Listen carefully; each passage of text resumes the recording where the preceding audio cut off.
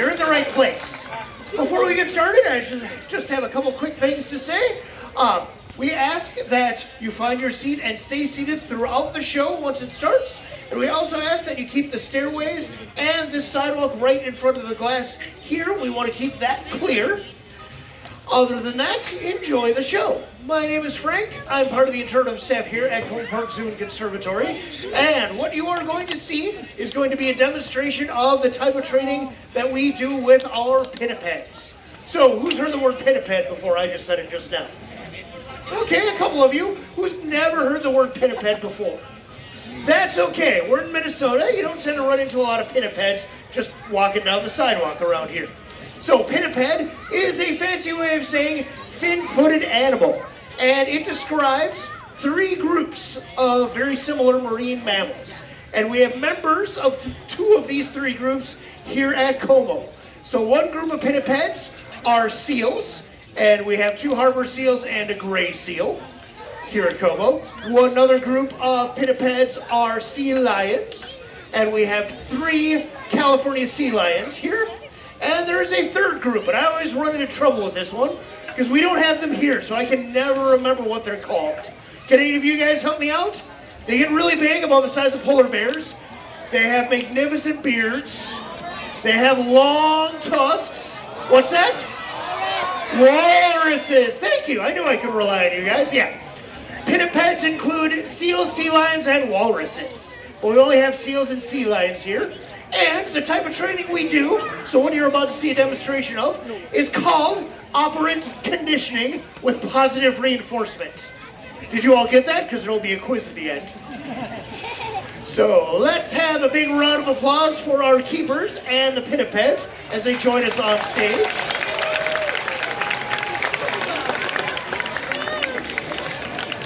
So who has seen a Sparky show before? Who remembers seeing Sparky shows in our old amphitheater? Okay, if you've been here before, you might notice things look a little different. And right now, we're being joined by one of our California sea lions right up in center stage. This is Nico. Hi, Nico. And behind him is Poppy. Hi, Poppy. And there's actually something kind of special about these two. They are both 6 years old. Is anybody here with a 6-year-old human today? Or is anybody here as a 6-year-old human? Okay, so then you already have a little insight into how this show is going to go. The attention span of your average 6-year-old sea lion is about the same as the attention span as your average 6-year-old human. So our shows generally run about 8 minutes at the longest, because that's about as long as the attention span of 6-year-olds on both sides of the glass here will hold out. So our training is entirely voluntary. They're here because they chose to be part of this Sparky show. All of our pinnipeds will get 3 of these 5 to 8 minute long training sessions a day. If these guys choose to do both of the Sparky shows, that's 2 of them. And then they got some training right before we opened to the public this morning, too. Now, the behaviors that we train them for, these are husbandry behaviors. So these aren't tricks. These are ways we can let them take part and encourage them to take part in their own health care. So some of the behaviors will be really simple, like a limb present. Right now, Nico was moving his limb in a very specific way so the zookeeper could get a look at the range of motion and how healthy his joints are. He has heard this part of the talk before, so that was him heckling me. But also, sea lions are very social animals, and they need to use their voice to communicate with each other. So we'll have them speak. We'll also have him, as Nico's demonstrating. Yes, Poppy here didn't want to be shown up by Nico, but he was demonstrating a hold that will give the keeper a chance to check his skin and fur for any injuries or irregularities. Also get them used to being touched, because that's not necessarily something that's part of their normal routine. And they work with the same keepers all the time, so it allows them to build up trust with this keeper. So who here gets really excited when it's time for you to go to the vet? No. Yeah, you guys, I couldn't fool you that time. You guys don't go to the vet. You go to doctors and dentists, right? Does anybody really enjoy going to the dentist? There's usually one in every family. But for the rest of us, you might be a little nervous. You don't know the dentist very well, so you don't trust them because you don't trust someone you've barely ever met. You all don't always know what's expected of you. And if things are going well, you only see them once or twice a year. So it can be the same thing with our pinnipeds and visits from the vet. And by doing this every day, it gets to be part of their routine. They understand how to do all these different behaviors much better.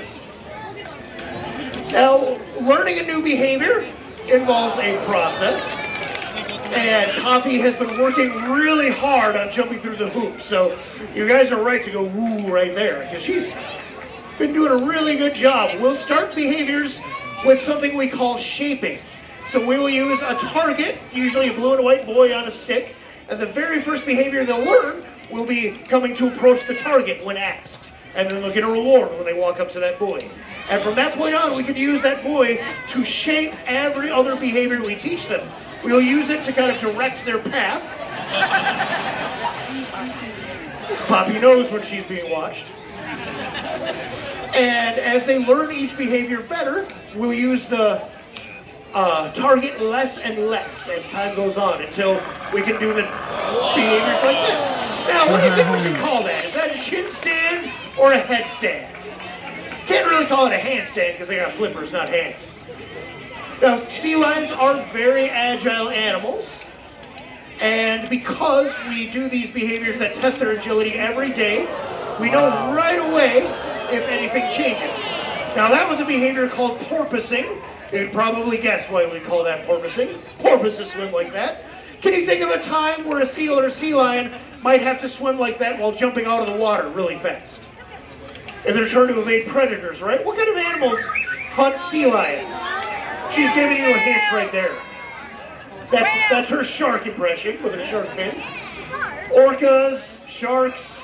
You don't tend to run into those in a zoo, so we will use this time to practice the kind of behaviors they need that they would normally need to survive, that make them, be able to live more naturally as a sea lion. Now, as we're wrapping up training, I'm going to come down in the front. Talk a little bit more about what you've just seen. So, as I said, this training is entirely voluntary. And they do enjoy the fish. They each get in their own buckets, but one of my favorite things about them is how they have to check out what each other got when they're done. Like, Poppy, you're not getting anything better than me today, are you? So these guys are in a group of animals called the carnivorans, which includes a whole lot of mammals that we are familiar with. Dogs, cats, weasels, bears. So you see a lot of similarities in their behavior. Now, I invite you after the show to go out to our other exhibits and look around, see if you can see any items like the ones that you see on stage here that were used in training. Because we do use this kind of training